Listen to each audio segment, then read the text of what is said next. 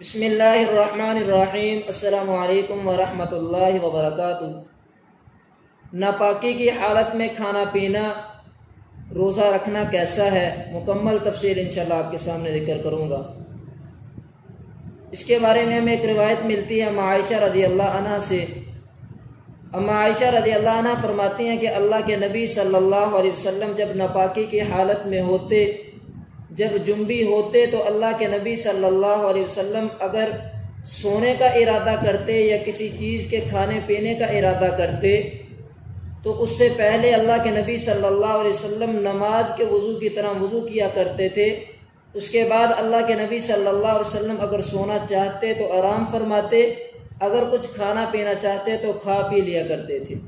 تو اس روایت سے معلوم ہوا کہ اگر کوئی شخص ناپاکی کی حالت میں کھانا پینا چاہتا ہے تو پہلے وہ وضو کرے نماز کے وضو کی طرح، اس کے بعد وہ کھا پی لے۔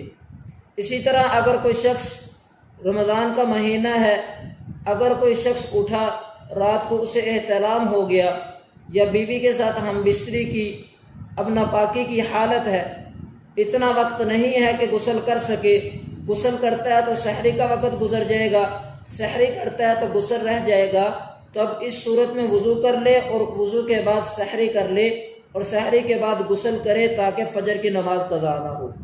اس وجہ سے روزہ نہیں چھوڑنا چاہیے کہ میں ناپاک ہوں، ناپاکی کی حالت میں کھا پی نہیں سکتے یا روزہ نہیں رکھ سکتے، تو اس وجہ سے روزہ نہیں چھوڑنا چاہیے۔